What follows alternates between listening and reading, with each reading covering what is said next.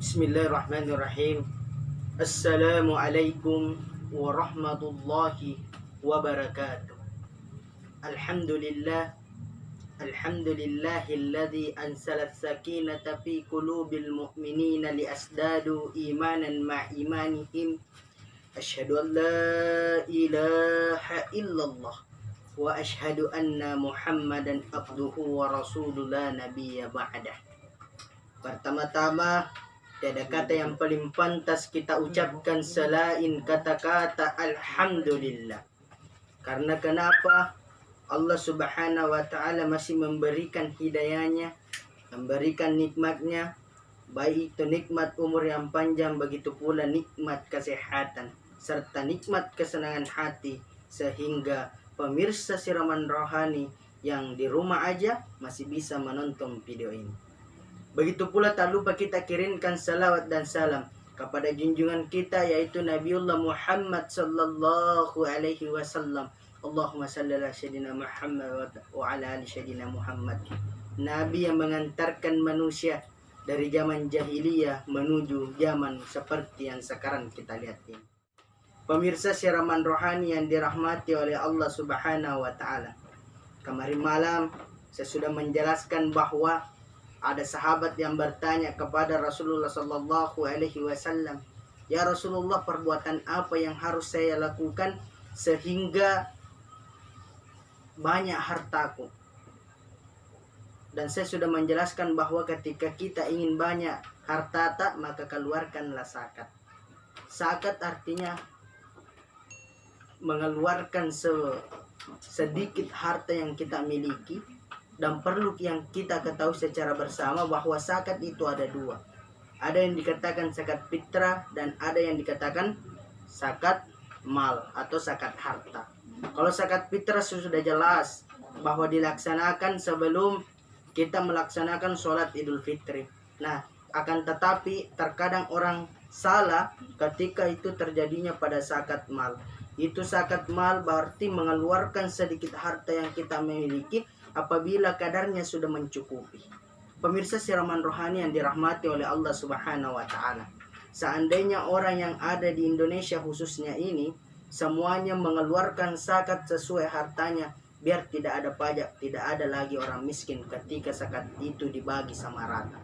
Pemirsa siraman rohani yang dirahmati oleh Allah Subhanahu wa ta'ala, sesuai janji saya akan melanjutkan ceramah saya tadi malam bahwa siapakah orang-orang yang berhak menerima zakat itu.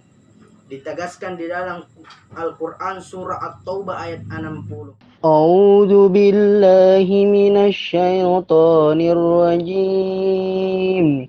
Innama sadaqatu lil fuqara'i wal masakin wal amilina 'alaiha wal mu'allafati qulubuhum wa fir riqabi wal gharimina wa fi sabilillah wa ibnis sabil faridatan minallahi wallahu alimun hakim. Sesungguhnya zakat-zakat itu hanyalah untuk orang-orang fakir, orang-orang miskin, pengurus-pengurus zakat atau keamil zakat, para muallat yang dibujuk hatinya untuk memerdekakan budak, orang-orang yang berhutang untuk di jalan Allah, dan orang-orang untuk mereka yang sedang dalam perjalanan sebagai suatu ketetapan yang diwajibkan oleh Allah, dan Allah Maha mengetahui lagi Maha bijaksana. Pemirsa siraman rohani yang dirahmati oleh Allah Subhanahu wa ta'ala, jadi yang berhak menerima zakat adalah orang fakir, orang miskin, pengurus zakat atau amil zakat, orang muallak atau orang yang baru masuk Islam.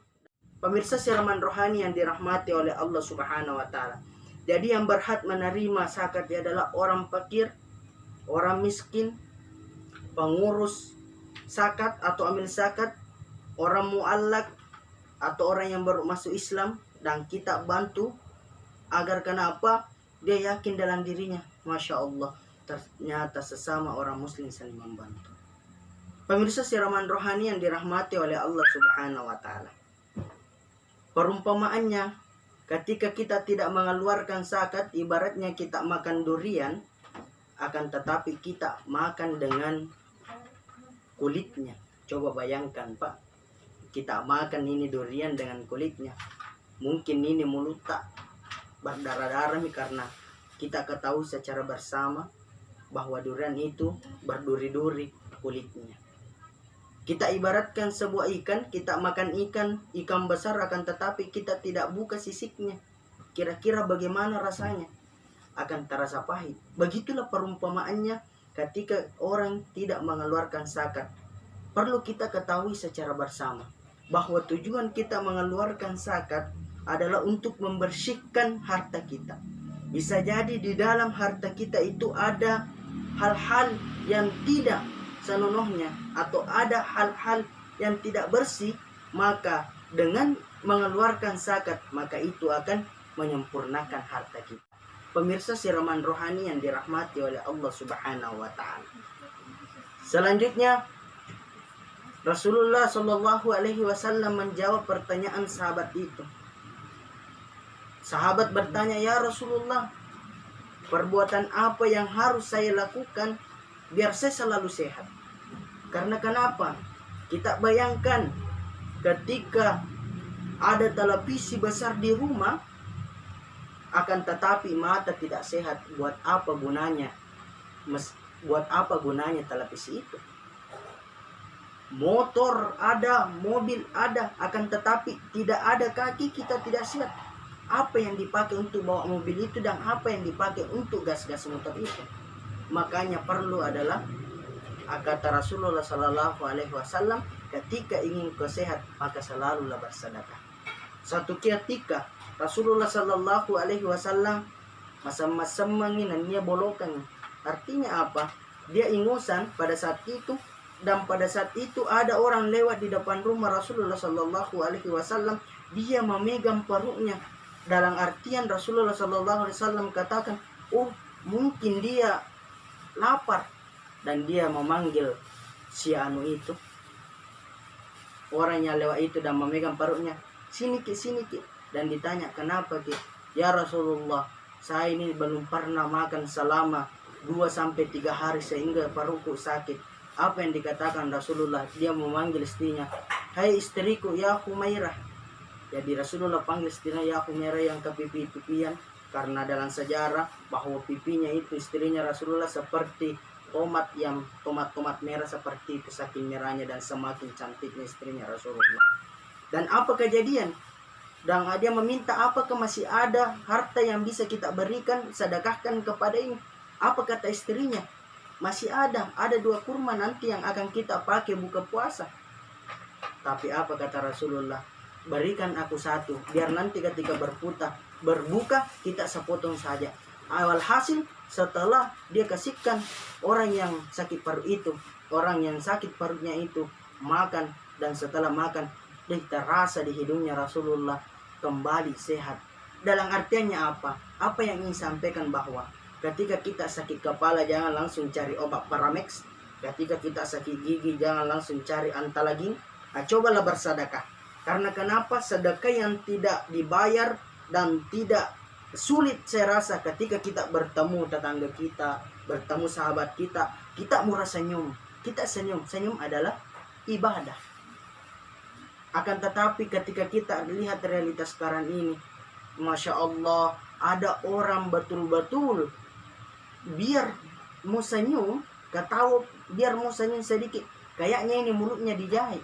Padahal apa susahnya senyum? Nah, perlu kita ketahui secara bersama bahwa senyum yang tidak dibayar dan paling mudah adalah senyum sesama manusia. Akan tetapi jangan isi kalau lewat di depan tiang listrik senyum lihat tiang listrik. Nah, bukan ibadah itu, nak kira orang-orang gila. Jadi pemirsa siraman rohani yang dirahmati oleh Allah Subhanahu wa taala. Jadi Rasulullah Sallallahu Alaihi Wasallam menjawab bahwa ketika ingin kau sehat maka upayakanlah bersedekah, karena sedekah itu insya Allah bisa membuat kita sehat. Yakin dan percaya apa yang dikatakan Rasulullah Sallallahu Alaihi Wasallam, insya Allah itu akan benar. Pemirsa siraman rohani yang dirahmati oleh Allah Subhanahu wa taala. Selanjutnya, ya Rasulullah, biarpun aku sehat, akan tetapi ketika pendek umurku, tidak panjang umurku, buat apa juga aku hidup di dunia ini? Apa jawabannya? Yaitu insya Allah pada pertemuan selanjutnya kita akan lanjutkan bahwa apa yang harus kita lakukan ketika kita ingin diperpanjang umur. Tak ada benarnya dari Allah, ada salahnya saya selaku manusia yang tak luput dari kesalahan. Wallahul muwaffiq ila aqwamit thariq. Wabillahi taufiq was sa'adah. Wassalamualaikum warahmatullahi wabarakatuh.